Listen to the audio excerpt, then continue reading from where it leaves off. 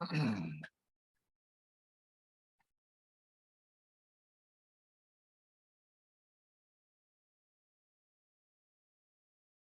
afternoon and good evening. Good night to someone.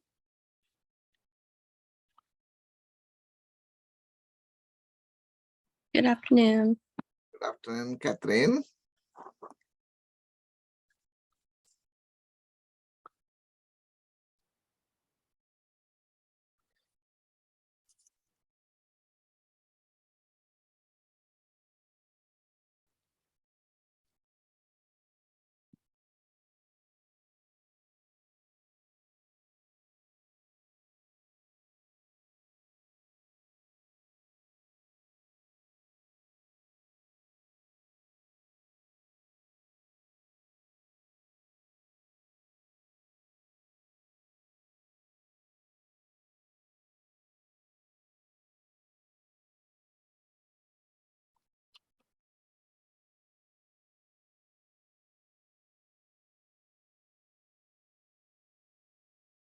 Welcome. Our today's hero is coming, joining with us. Dr. Ravi Shankar Polisetty. Your voice is, you unmute, Professor. Yeah. Hello, Dr. Shankar. Very good, very good, very good. Hey, thank you, Andy, for inviting me. And we'll introduce to you before starting of the session. And sure. do you have any specific PowerPoint presentation you wanted to share? Yes, I'm going to share a So PowerPoint. keep it up like that. Then what I will do, I will also put you as one of the co-hosts. Yeah. Make Sure. it co-host. You accept Okay. it, and then you can able to share also a screen when it's ready. Share the screen. Yes. That way it is. Sure. Right. And yeah, we'll wait for some more people. 98 people registered. That's wonderful. Perfect. Session. Of course, India time is late night for them, 1:30. Yes. They may be coming with brushing their teeth and coming.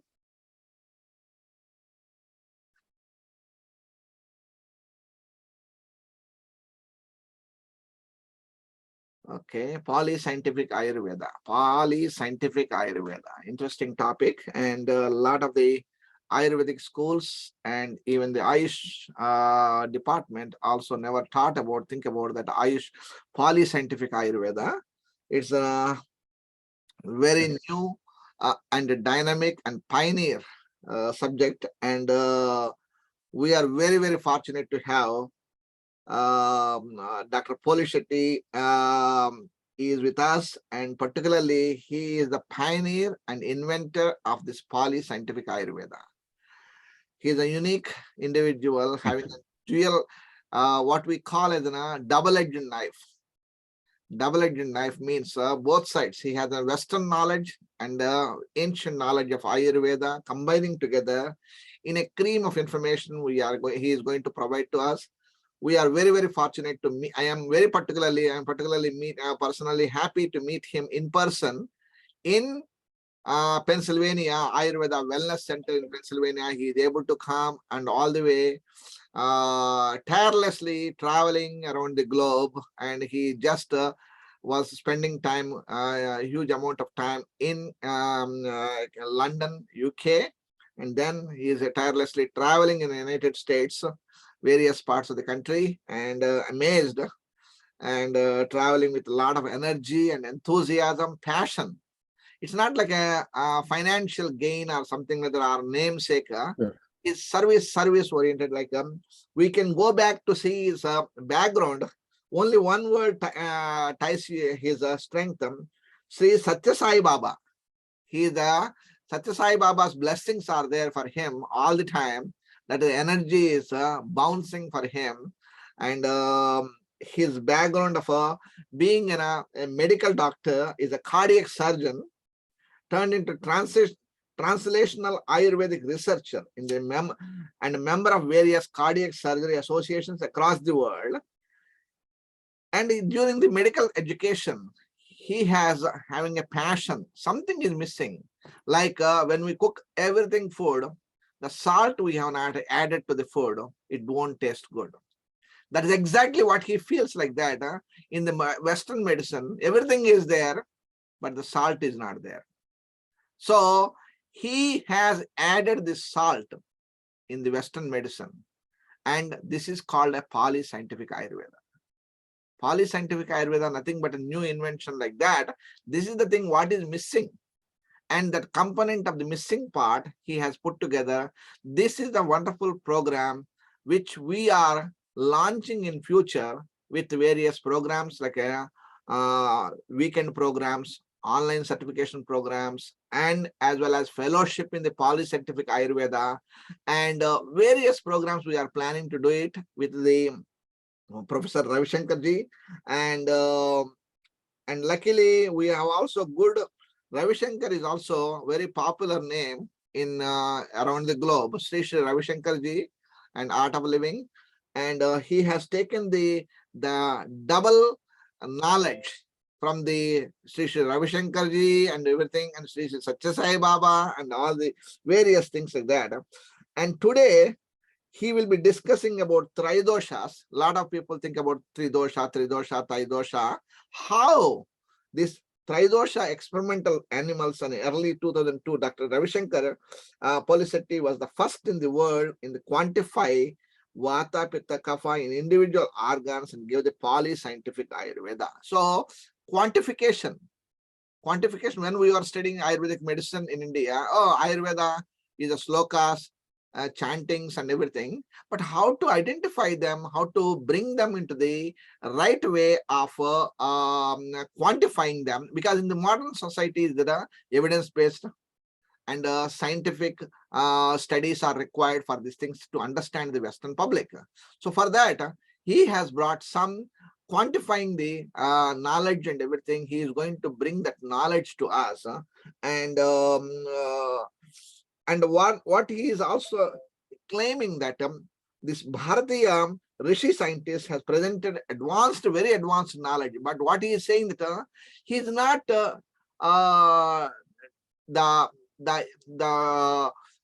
what we call as not demeriting the Western science or something, being a Western trained doctor, and at the same time understanding the concepts of the Western medicine as well as missing part of the Ayurveda, how Ayurvedic doctors, Ayurvedic scholars, Ayurvedic Vaidyas, how they can interpret this knowledge, the ancient knowledge, into the Western audience, Western people, American people, or worldwide people who are people who can understand easily, like a atom, proton, neutron. This is everybody can understand easily.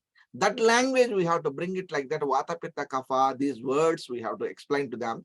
We are very, very fortunate to have Dr. Ravi Shankar Polisetty, MD, cardiac surgeon. We are with him, and he is heading to California now. Soon he is in Atlanta, talking from Atlanta. Now, after finishing our session, then he will be heading to California. If you have any future questions, please contact us. We'll be happy to help you and connect with you. Welcome, Dr. Ravi Shankar Polisetty ji. Please join with us. Thank you, Dr. Shankar Anambotla. I'm really honored to be here on this podium. Thank you very much for providing this. And then I see some guests here. I hope they're all Ayurvedic doctors. Dr. Shripati Acharya is very well known. So I'm glad to be here, friends. As I always said, this is not an Ayurveda versus allopathy debate. This is a debate of how to present Ayurveda in the language of modern science. That's what I mean, as a Dr. Shankar Anambotla has rightly pointed out, that's been a major part of my research, because we have to work in collaboration and not in confrontation. That's what I truly believe. And I'll quickly show you today how, by the dimension of Ayurvedic doshas, you can actually understand the body better. And I'll translate that knowledge into understanding of blood glucose levels. And then, because that is a big problem today. So friends, this is appreciating the title, Ayurvedic policy, Ayurvedic understanding of your blood glucose. So what is polyscientific Ayurveda? It is simply nothing but, when in ancient days um, when uh, when a patient, the Vaidya used to promptly do the Nadi Pariksha, which means he was a diagnosed. After confirming the diagnosis, he is doing necessary Ashtavida Pariksha.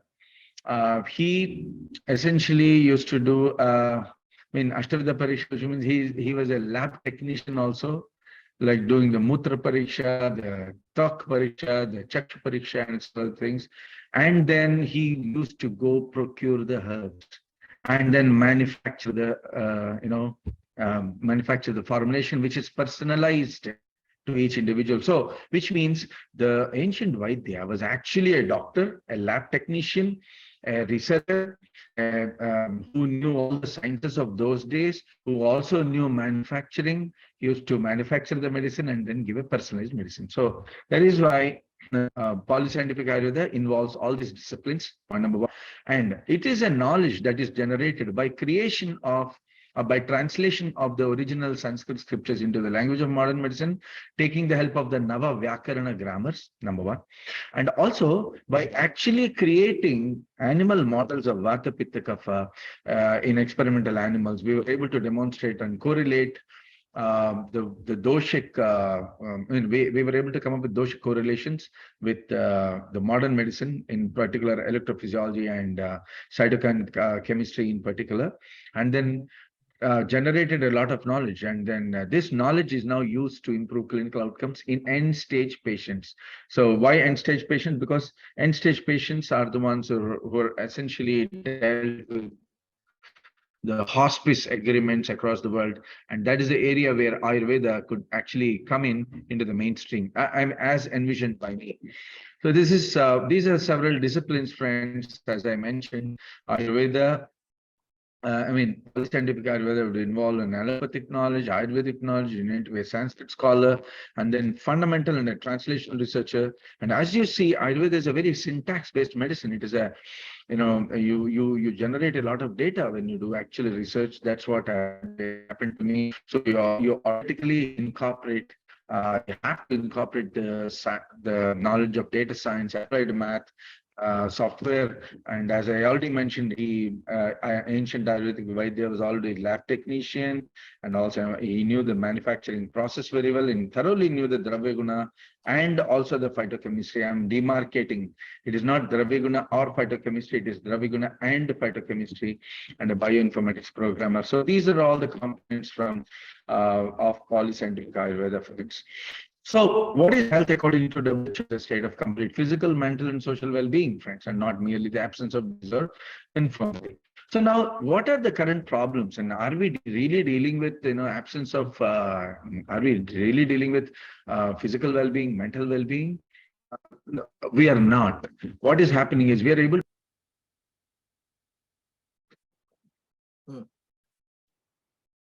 We lost the doctor.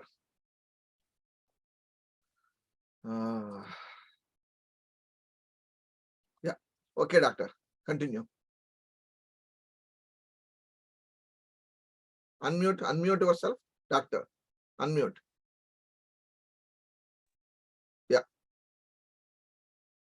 And so only 15% of the diseases are cured. 45% are converted into chronic, not because we want to convert, but they are converted. We don't know the actual, mechanism of the disease, and hence we are having to treat the patient for the rest of his life. And 40% of diseases are, the etiology is unknown, friends. So if you look at the problem with diabetes, the debate of sugar levels is open. Why? So look at this. Several different organizations like the American endocrinologists say that it should be the HbA1c, which is a mark of diagnosing diabetes. They say that it should be less than 6.5. Actually, they have now pushed it to 5.5. American Diabetic Association is pushed it to 6.5. American Geriatric Association is saying it should be between 7 and 7.5. American College of Physicians is saying it should be between 7 and 8. And American Veterans Affairs Diabetic Association is saying it should be around 9.5. Friends, look at this. HbA1c could be anywhere between 5.5 and 9.5. So what standards do you follow? How do you treat your patient is the biggest question that we have today. So to is one of the questions. So why is is there any conspiracy here? I don't think so. Why? Because all the organizations data driven. American College of Physicians has a data of about 3 million patients when it sets standards of HbA1c between 7 and 8. American Geriatric Association has a data of about 70,000 patients. American Diabetic Association has about 7 million patients data. American Endocrinology Association has about 4 million patients data. See, look at, these are all data driven. You cannot just simply say, oh, you're all wrong, or, you're all right, or, how do you, the problem really remains, who do you follow? All right, so that's point number one, friends. The same thing is happening, and again, slide that I made earlier. Now, the global norm Indian doctors are questioning. We haven't come up with any, consensus in India, but we are trying to push. We are trying to stick to the guidelines, which says that the HbA1c should be below 5.5.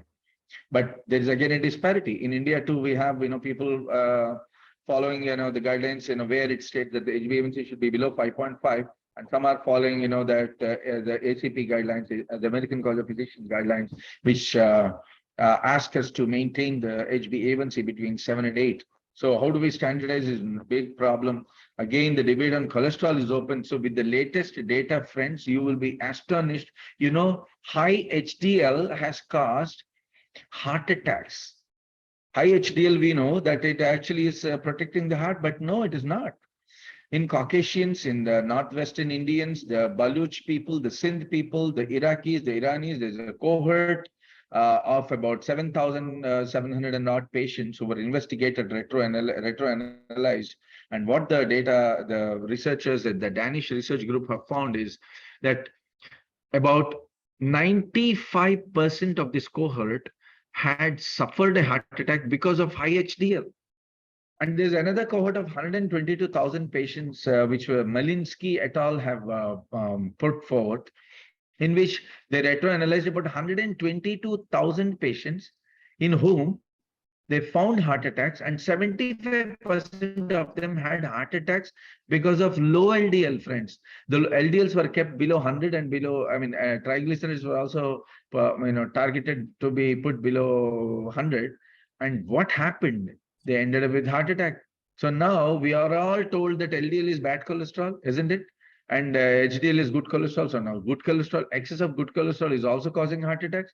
Very low LDL is also causing heart attacks. So we don't know how to standardize. And when you look at this Norwegian Hunt 2 study, the dangers of cholesterol, this is what, the report says that, the cholesterol statins themselves have caused in several patients between age category of 40 and 60, caused, a new form of heart failure was caused because of statins, friends. I'm not laughing at anyone. I'm only trying to point out the problems that we have in the current medicine, and then see if Ayurvedic understanding or polyscientific Ayurvedic understanding would actually throw some light on it. And again, the DGAC's guidelines, the Dietary Guidelines Advisory Committee, which was out in 2014, on the 11th of December 2014, it says what they said was cholesterol is not considered a nutrient of concern for overconsumption. So not go into this, friends. There are several things that we could talk about, but then, I'm restricting the subject to diabetes today. So we all know that samadosha, samagnischa, samadhatu malakriya, prasannatmendriya manaha, swasthya vidite is what is said. Whatever scientists are saying, when you have the doshas in equal proportion, then in all of the 70 chosen 42 organs, friends, and when you have the appropriate agnis, when you have appropriate dhatus and a malakriya, the process of excretion is appropriate, then you end up with pleasant mind, you end up with a healthy mind, healthy indriyas, healthy physical body, you end up with a healthy atma as well. All right, and this is called as swasthya, because in Sanskritam, swasthya Why the ancient scientists did not use the word arogya? They could have used the word arogya, isn't it? No, they haven't used, because arogya means rogaha abhasaha iti arogyaha. There's a Sanskrit syntax, a definition of arogya. Rogaha abhasaha. What it means is absence of disease is arogya. But what swasthya means is swasthanam shirite iti swastyaha. What it means is swasthanam, that which takes you to the original substance. Swasthanam is the original Atma, or the state of Atmic state is the original destiny of anyone, or from where it originated. And taking you back there is the purpose of Ayurveda. And how does it happen? The first word is the samadosha. So friends, how I understand is that when you have the VPKs or the Vata Pitta Kaphas in equal proportions at every level of biological interaction, the genetic level, the proteomic, the subcellular pathways, the level of the cellular pathways, the tissue level, the organ, and the organism level, then you end up with physical health, emotional, social, mental, and spiritual health. This is what Ayurveda says. So I don't have to go into the basics of Ayurvedic sciences. What are Vata, Pitta, Kaphas? I think everyone is very well versed. But then, I would definitely point out that, there is also several textual references of 84 lakh chemicals occurring in the body, and our ancient scientists have already classified them based on their solubility profile. Jalaja Navalakshani, Sthavara Vimshati Lakshani, Gruta Chitrasi Lakshani, and so on and so forth. What it means is Jalaja, water soluble substances are 9 lakhs, Navalakshani, Sthavara, non reactive or stable compounds in the body. We're all talking about in the body, about the substances found in the body. 20 lakhs or 2 million substances are stable compounds, and 400,000 Ghrita Chaturasya Chaturasya is 4 lakh or 400,000 chemicals in the body are actually fat soluble. And they came up with the entire solubility profile, friends. To cut the whole story short, our people have classified the 8.4 million chemicals. They interact in 32 trillion interactions. They classified them into 21 broad categories, and 7 of them getting the molecular pathways, 7 of them getting the metabolic, and the rest of the 7 getting the assimilative pathways, and they're called as Vata, Pitta, and Kapha, respectively, friends. This is how I understand the biochemistry of Ayurveda. So the key here is, we'll not go deep into this. I want to just throw some light on how to understand the blood glucose values. So the importance of Nadi Pariksha has to be definitely talked about. But if we have time today, we'll talk, because I'm also rushing back to the airport. I have to start sharp before 5. Anyway, so what we did was, because the key concept, everything around in Ayurveda, every subject, every concept in Ayurveda deals with Vata, Pitta, and Kapha, the 3 doshas. What we have done is that we wanted to understand if the Vata, Pitta, and Kaphas are correlatable to the human physiology as explained in allopathy. Because if we are able to communicate with each other, allopathic fraternity and Ayurvedic fraternity, then we will be able to actually work together and collaborate and help ourselves by serving people. So what we did was and moreover, if we know what is Vata and Pitta and Kapha in the language of allopathy, we can communicate it better, number one. And not only that, in Ayurveda, because health is a state of a sama dosha. When the doshas are in equal proportion, that's when you're said to be having sama dosha, isn't it? So if we don't understand what doshas are in the language of electrophysiology, in the language of modern science, it'll be difficult for us to, establish what is homeostasis in the body. So with this idea and several other ideas, we started creating models of Vata, Pitta, Kapha, and experimental animals by feeding the animals with the respective aggravating diets. We fed one group of visitor strain rats, which are 15 in number, with Vata aggravating, the second group with Pitta aggravating, and third group with the Kapha aggravating diet for 4 weeks. And then, we 2 groups were fed with, 2 of the control groups were fed with controlled diet, balanced diet. As these experiments were done in Russia, so as the balanced diet as explained by the Russian Institute of Nutrition. And at the end of the 4th week, the rats were decapitated, hearts were, isolated based on the Langdorf method, and their action potentials were registered. So, friends, this is an important experiment. Why? Because, okay, how did we measure the action potentials? Through optic mapping system and the glass electrodes. I want to make a quick recap of the way why action potentials were chosen to be determined. Why did we choose? Why did we choose action potentials? Because, see, whatever, now I'm talking to you and we are also looking at me on the screen. How is it happening? The light that is coming from the screen is falling in the eye on the retinas and rods and cones of the retina. And there, this light coming from the screen is getting translated into an electrochemical message. All right. This electrochemical message is called as an action potential. So, number one, and you if you want to taste the food, you have to put it on the tongue. On the tongue, you have the taste receptors. Again, the taste receptors are translating the impact of taste into an electrochemical message in the form of an action potential. An electric current is generated at the site of the receptor. The same thing is happening with all of the 5 sense organs. So all the 5 sense organs are actually translating external stimulus in the form of Shabda Sparsha Rupa Rasa Gandha into action potentials. The Pancha Tanmatras are translated into electric currents in the receptors. That is the interface. And electric currents, we wanted to see if these electric currents differ in Vata systems and Pitta and Kapha systems. So how does this electric current flow? So you look at this, there's -90 is the resting membrane potential. When the receptors are resting, when they are not transmitting any signal, then they are resting at -90 millivolts. And when the moment an external impulse is incident at this place, then slowly the sodium ions flow into the cell, and they slowly increase the positivity of the cell. So -90 slowly tends towards -65.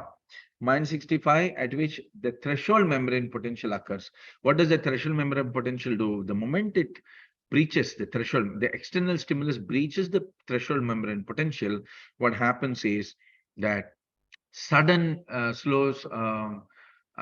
fast sodium channels open up, and then a sudden surge of sodium into the cell occurs. And when it breaches zero, the chloride ions also move into the cell. And then when it breaches +20, then potassium ions from inside the cell move outside of the cell. And this is how you end up with a surge in the action potential, and then by the potassium ions which are removed from the cell, the action potential comes down, and then at the end of the action potential, this information is packaged in the form of an electric current, and this packaged information goes through the neurons to the brain. The brain analyzes the information and responds. Now, at the end of this action potential, what is happening is the sodium and potassium, they get exchanged, and it is an energy dependent process. Remember, this is very, very important. It burns up ATP. One ATP molecule pushes 3 sodium ions outside of the cell and brings in 2 potassium ions into the cell. So remember this. This is very important. Okay, and the resting membrane potential is -90. So now, so what did we found? What did we find? We found that there is different pattern of packaging of action potentials in Vata, Pitta, and Kapha. What is the difference? We published this in the Russian Journal of Electrophysiology and Circulation. What is the difference is the threshold membrane potential was the same across all the tissues, all the animals, but the resting membrane potential in a control group was -84. In the Vata enhanced diet fed group of rats, it was -72. In the Pitta, it was -19. In the Pitta, Kapha aggravated animals, it was -108. Why is this? Why? This is very, very, very, very revealing, friends. You know why? Because now look at this maths that we have done. What is this explaining? Now look at what is happening. I mentioned earlier that the resting membrane potential of Vata is -72, of Pitta is -90, of Kapha is -108. What it is doing is, look at the difference between the resting and the threshold membrane. It is 7 in Vata, 25 in Pitta, and Kapha, it is 43. What if you send a signal, which external stimulus, which is less than 7 millivolts? None of them elicit an action potential. Anything that doesn't breach the threshold will not be converted into an action potential and will not be transmitted to the brain. All right. Now what is happening is this: in Vata systems, they're breaching the threshold just by supplying 7 millivolts of external current. That's what this means. In Pitta, it is 25 millivolts, and in Kapha, it is 43 millivolts. What is happening now is that if you supply, say, 53 millivolts of, look at the fourth row, 1, 2, 3, 4, fifth row, please. External stimulus of 53 millivolts. When you supply an external stimulus of 53 millivolts, because 53 divided by 7, you end up with 7 action potential and 4 millivolts of dissipated external stimulus. You end up with 7 action potentials in Vata. Or even otherwise, if you supply 10 millivolts of external stimulus to all of the systems, only Vata will elicit an action potential. Pitta and Kapha won't elicit an action potential, isn't it? Because it doesn't breach the threshold potential of Pitta and Kapha, because the resting membrane potential is way beyond. I mean, the difference between the resting and threshold membrane is way beyond in a Pitta and a Kapha system than 10. So it's only the Vata that responds, right? So if you supply a 53 millivolts of external stimulus, then Vata hypothetically produces 7 millivolts, 7 times of action potential, Pitta only 2 and Kapha only 1. All right. So what if you supply 7 millivolts, Vata alone will produce an action potential, the rest of them don't produce an action potential. So this concept, if understood, we can move forward, because this is where lies the secret of how to understand your blood glucose levels. So in the course, what we were able to do, friends, is that, we were able to validate for the first time what is mentioned in the ancient scriptures. We are now able to confidently say, yes, chalatva means mobile, and it also means hyperexcitable. And why are the, vata? Because it is attributed by a property called chalatva. Why is this important? Is because why is this important? We were able to demonstrate proof of concept, proof of this hypothesis that, it should not be called as hypothesis, but it is the onus of proving that, Vata is attributed by Chalatva is to be proved. And we were able to do that because why are the tissues of Vata hyperexcitable? Because the difference between the resting and the threshold membrane potential is very less. So that's why these tissues are hyperexcitable. Now look at Kapha. What is happening with Kapha? In the Kapha tissues, what is happening? The difference is 43, and hence these systems are very, very stable. We couldn't quite understand at that time when we did this experiment as to why Pitta systems are almost producing the same level of action potentials. I mean, look at this, the -90 in Pitta and -84 in Kapha, in control group of rats. So what we did, we further did experiments of, continued the experiments with analyzing the effect of adrenaline and acetylcholine on the Vata, Pitta, Kapha aggravated rats.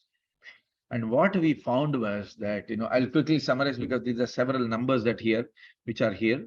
The Pitta systems did not literally respond at all either to acetylcholine, adrenaline. Friends, this is important. Why is it important? Is when there is Pitta aggravation, the body, the cells or tissues which are afflicted by Pitta aggravation, neither respond to your acetylcholine nor respond to your adrenaline, or their response is very least or insignificant. What does it mean? And how are they, if they are not responding, then how are they eliciting an action potential, isn't it? They are somehow, Pitta systems also were communicating with the brain. How did they do that? What we found was a very, very important metabolite in the cytoplasm of these Pitta systems. What we found was, we found alpha ketoglutarate. What is alpha ketoglutarate? It is alpha ketogluteric acid is is a metabolite occurring in the Krebs cycle, friends, which occurs in the mitochondria. Which means in pitta systems, there were over exacerbation of the alpha ketogluteric acid, possibly because of over exacerbation of the mitochondrial enzymes or increase in mitochondrial activity, leading to production of more ATP. All right. So what is happening is in the pitta systems and it is alpha ketogluteric acid that is actually mediating the action potential in pitta systems. That is why there is no response for acetylcholinesterase. In spite of that, the pitta systems are able to elicit normal response.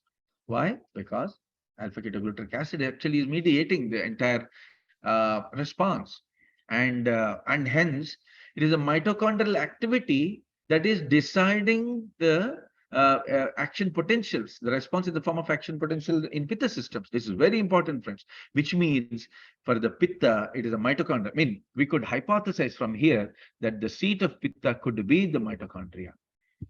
That is why electrophysiologically they, ended up with normal resting uh, normal reactive electrophysiological environment. What Vata systems are doing, it's already known. They are hyperreactive, and hence, the Vata systems were actually producing more action potentials, and then they are hyperexcitable. The Kapha systems are hypoexcitable. Now, let's try and understand the Vata, Pitta, Kapha systems in the light of glucose, friends. So now you have seen that the ergonomics, the glucose ergonomics or the energy ergonomics of Vata, Pitta, Kapha system. So now what is happening is, look at the fifth row, please. The Vata systems, if you supply 53 millivolt of external current, external stimulus, the Vata systems produce 7 action potentials, Pitta only 2 and Kapha only 1. And Vata systems are the ones that are using, which means what is happening at the end of every action potential?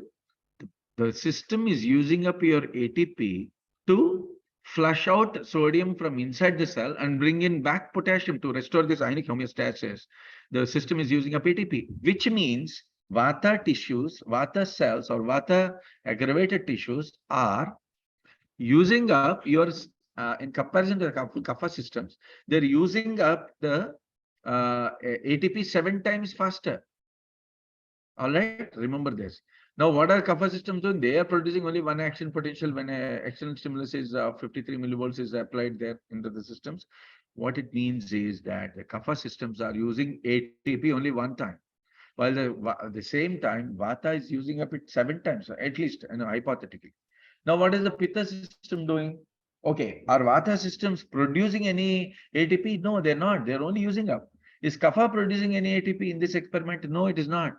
It is only Pitta system, because the Pitta are the systems that actually are correlated to mitochondria in this experiment, and hence are burning up glucose.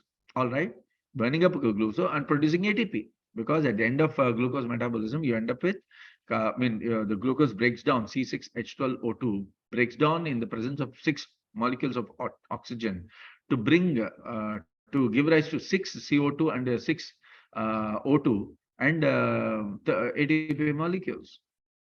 So you end up with carbon dioxide, more water, and ATP, more ATP. So what is happening? While Pitta is producing the maximum number of ATP, it is using only moderate number of ATP. So Pitta systems are net ATP gainers. Understand this. Now Vata systems are net ATP losers. Why? They're not producing any ATP, but they're using up ATP faster. While Kapha systems are also, using up ATP, but they're not using up ATP as fast, and hence whatever Pitta system is supplying to Kapha, it is storing, because it is not burning, it is not using the ATP at the end of the action potential as fast as even Pitta. It is only half time, half of the Pitta ATP, half of the amount of the ATP that is used by the Pitta systems are being used by Kapha. So which means while it is not producing ATP, it is also very sparingly using ATP. Now, where is all this ATP coming from? We just mentioned it's coming from glucose. Now, friends, if a certain individual has Vata dominance, what will happen? His body is using up ATP faster and hence demanding more ATP. And hence, where does ATP come from? From only the mitochondrial activity. What does the mitochondria use to get ATP? Glucose. So Vata systems would require glucose more. All right. So when there is exacerbation of Vata, in this experiment again, as you see, it is using up Vata is using up your ATP 7 times faster. The body is indirectly asking for more glucose. When someone asks you in the body, there's a positive feedback and there's negative feedback. When the system itself is Vata aggravated system is demanding more glucose, the body will have to enhance glucose levels, all right, in the blood to supply to the Vata aggravated tissues. All right, if someone is like, reading all through the night, he needs more glucose, isn't it? You cannot say, no, no, you already had your calorific value of 2,400 today. We are not giving you more glucose. No, the body doesn't work that way. You have to supply more glucose and more energy so that, the brain, which is the fastest, which is the organ that uses up your, burns up your glucose faster, 3 times, sorry, the whole of the body, all the organs put together, whatever they burn, half of it is burnt only by glucose. Half of it is only burned by the brain, which is only 1 by 60th weight by weight, percentage wise, 1 by 60th part of the body's brain. So the Vata aggravated systems are demanding more glucose, and hence the body should actually increase the threshold. Hypothetically, from this experiment, we could hypothesize that the body should use more glucose. I mean, should raise the level of glucose in the blood so as to be able to supply to the Vata afflicted or Vata aggravated tissues. That's point number one. Point number two is the Pitta systems. So look at the Pitta systems. The Pitta systems are burning up glucose faster, but they're producing more ATP. So they don't need to burn ATP. I mean, they don't need to use more ATP, but because of the higher hypermitochondrial activity in a Pitta aggravated system, the body will burn more glucose, and hence the demand for glucose again is high here. Understand this? This is very important. Now look at kapha systems. The kapha systems are producing less ATP, or I mean using up less ATP, and their demand also for glucose will be there, but it will be the least. So that is why this experiment is very important, friends, because it gives a indirect proof of why different systems would require different glucose levels in the blood. So that is why I was saying in the beginning of our discussion that, well, the debate is open. According to me, the debate is closed. So American Endocrinology Association, which set this HbA1c less than 6.5, now they are setting it at 5.5. They must have dealt with mostly the cohort which possibly had only kapha domination, possibly. What did we say just now? If there is kapha dominance in an individual, then what will happen? The body will burn less glucose. It is using less ATP, and hence it requires less glucose. And hence such individuals, if they will not be able to utilize glucose, because kapha means sluggishness, and every metabolic activity is sluggish, and hence the body will not be able to burn up glucose, and this is where the blood glucose is not used up. That's why kapha systems don't require higher levels of glucose. So American endocrinologists must have dealt with kapha predominant individuals, and hence they said, okay, our individuals, if in such kapha dominant individuals, if they're if they're eating more, if they're consuming more of carbs, what will happen? Their blood glucose levels will rise, and the glucose, even if you push the glucose levels with the help of metformin into the cells will not metabolize them. You're essentially creating a sugar syrup or glucose syrup inside the cells, leading to rotting of the cells. That is what the latest data is demonstrating, that in spite of aggressive glucose lowering treatment, the cells, the diabetic complications are as rampant as, they have only marginally decreased. By, if you're investigating a kapha individual, the kapha dominant system is burning up less glucose and hence requires less blood glucose in the blood. I mean, less glucose in the blood as well. Now, the American College of Physicians, they are saying it should be between 7 and 8, and they also come up with a guideline that, in a certain trial called Accord, in a study called Accord, they retrospectively analyzed people who had diabetes with concomitant heart disease, and they found in their cohort, if they put these people below 6, I mean, if the target lowering of the glucose to an average of less than 6.5, you know what? 32% of such individuals died of heart attack. This is interesting, isn't it? American endocrinologists must, I mean, they say, actually, the American Diabetic Association says it should be less than 6.5. But then when American College of Physicians saying, if it is less than 6.5, 32% of people who have concomitant heart and diabetes, heart disease and diabetes will die. And hence they recommend to personalize your goals of blood glucose. And they're saying average of 7 to 8 of HbA1c will be good for individuals. So how do you understand this? Maybe American College of Physicians must have dealt with those patients who have had pitta aggravation, friends. Because in pitta aggravation, what will happen is if there is more pitta, the body is burning up more, isn't it? If you lessen the supply of blood glucose, if you lessen the supply of glucose by lowering the blood glucose levels, what will happen? Pitta cells will trigger something called glycogenolysis. They will first burn up your starch or storage carbohydrates in the body, first level.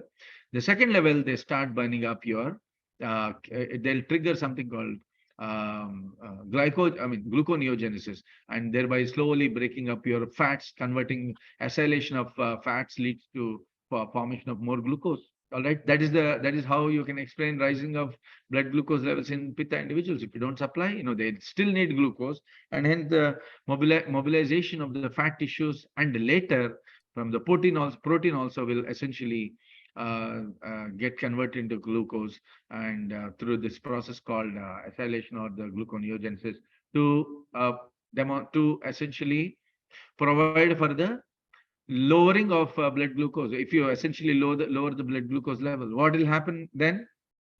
What will happen once the entire reserves of glycogen, fat, and proteins are gone?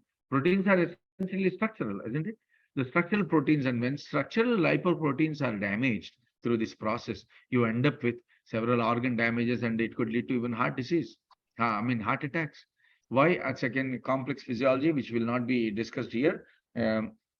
But suffice to say that, you could easily come up with a model in which, pitta aggravation would lead to increase in demand of glucose. And if you don't supply enough glucose, if you try to lower blood glucose in such individuals, you'll essentially end up with a heart attack or any form of, a new form of heart failure, liver failure, kidney failure were reported by the Hunt study. And why did it happen? Possibly because they were American College of Physicians were dealing predominantly with the pitta aggravated individuals. So this is my hypothesis number 2. Now, the Veterans Affairs Diabetic Association is saying their patients, an average of 62 years of age, was the average of the patients that they have investigated. They have investigated more than 70,000 patients, friends, by the way. And what they found? That they did a study which is called the VADT, Veterans Affairs Diabetic Trial they did.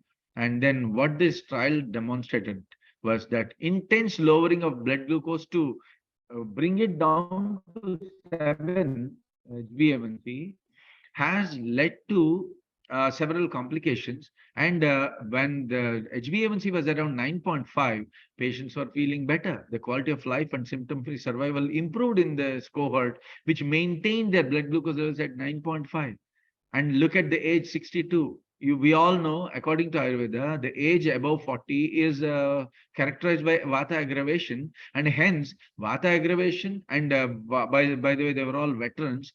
Veterans are all, essentially Rajasic people, the Pitta dominant people, essentially. So we are talking about a cohort which has a Vata and Pitta aggravation. And what Vata is using up ATP faster, and Pitta is also burning up ATP at a moderate rate, but it is producing a lot of ATP. But both the systems require more glucose. That is why the Vata Pitta dominance, possibly in veterans with an average age of 62 years, must have had improved survival outcomes, improved clinical outcomes when they were maintained at 9.5, friends. So this is how I understand the blood glucose mechanism, and I know I will end my talk here to take questions, friends. Thank you.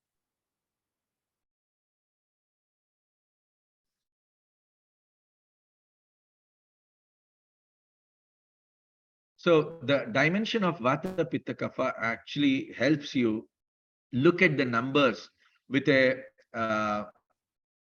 greater understanding. Now these numbers make sense, that all of these associations are actually talking the truth. It is only that we don't know, they themselves possibly don't know which cohort, Vata dominant or Pitta dominant or Kapha dominant cohort were they investigating. And then this hypothesis really explains the importance of translational research of Ayurveda, friends. I rest my case. If you have any questions, I'll take them. Thank you very much, Dr. Shankar. Thank you. Thank you very much for giving an exciting information. And of course, it is within 1 hour explaining of the whole diabetes and the Madhumeha in 1 hour. And but still, Dr. Polisetty has explained in detail what is the way, how there is no confusion. His clarity is there for him, but how you have to bring that knowledge in a right direction through polyscientific Ayurveda can explain very clearly. And with this due respect, and thanking all of you, all the participants, people who joined with us, and more people will listen to these lectures later. And we have already broadcast the Facebook, and they can also look into that also.